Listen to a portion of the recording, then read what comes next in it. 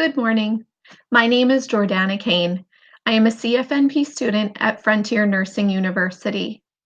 I'm excited to present to you today on an important topic that affects millions of Americans.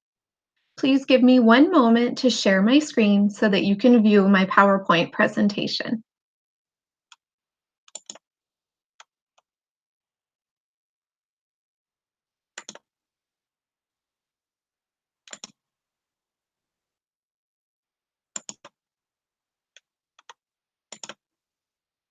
My presentation is entitled The Effects of Diuretics in the Treatment of Heart Failure. The objectives of this presentation are to review the pathophysiology of heart failure and discuss the treatment of heart failure with emphasis on diuretic use. What is heart failure? Heart failure is the inability of the heart to effectively pump a sufficient amount of blood to the body. There is no cure for heart failure. Care of these patients focuses on palliation of symptoms, stopping the progression of the disease, and addressing the underlying cause. Patients at risk for heart failure include those over 65 years of age, African Americans, patients that are obese, and those with a history of myocardial infarction.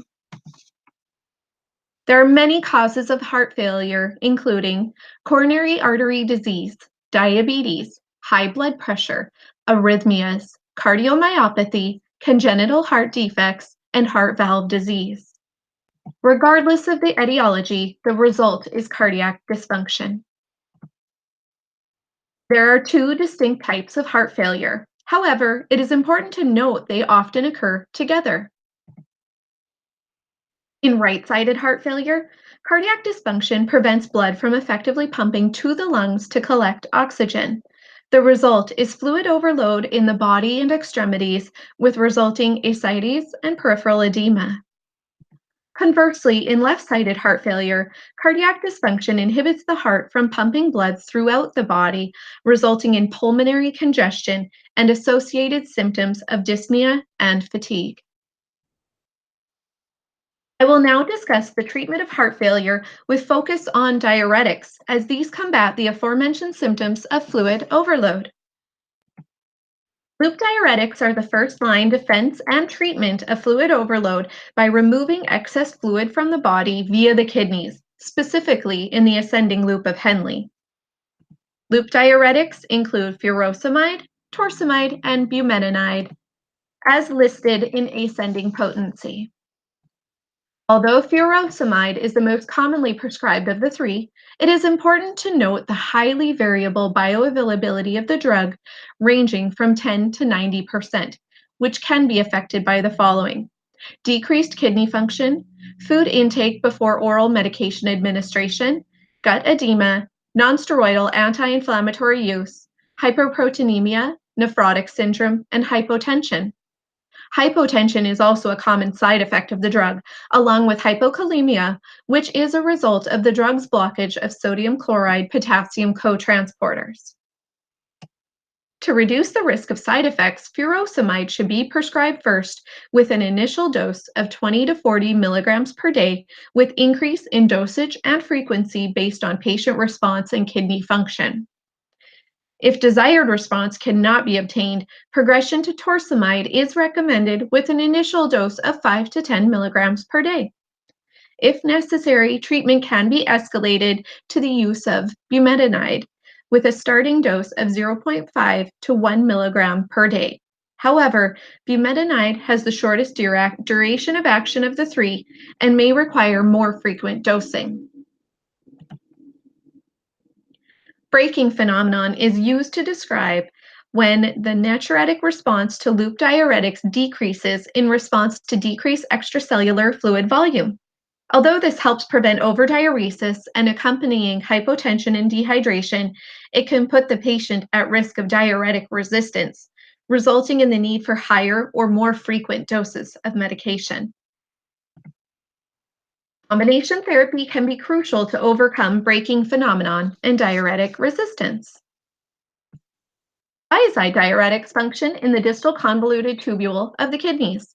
When combined with loop diuretics, they can achieve diuresis through a process called sequential nephron blocking. Thiazide diuretics include hydrochlorothiazide, benzoyl flumethazide, chlorthalidone, metolazone, and indapamide. Mineralocorticoid receptor agonists, also known as MRAs, are a second class of drugs that can be combined with loop diuretics to achieve sequential nephron blocking. MRAs are specifically helpful in treating hypokalemic patients as they do not cause further depletion of potassium as other classes do. Drugs in this class include spironolactone and eplerenone. Other medications that can be combined with loop diuretics to increase diuresis are acetazolamide, metolazone, mannitol, and hypertonic saline.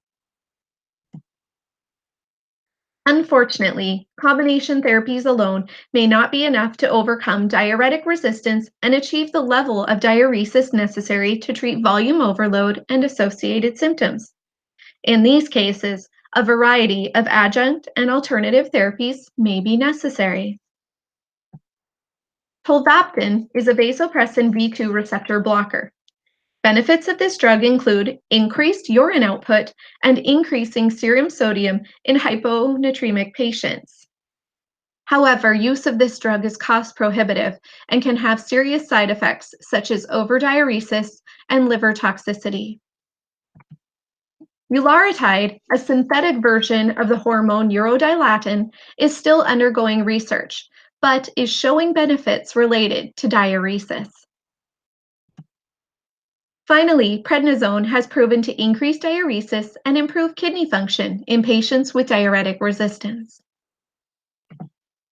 In conclusion, fluid overload and associated edema, dyspnea, and fatigue are hallmark signs and symptoms of heart failure.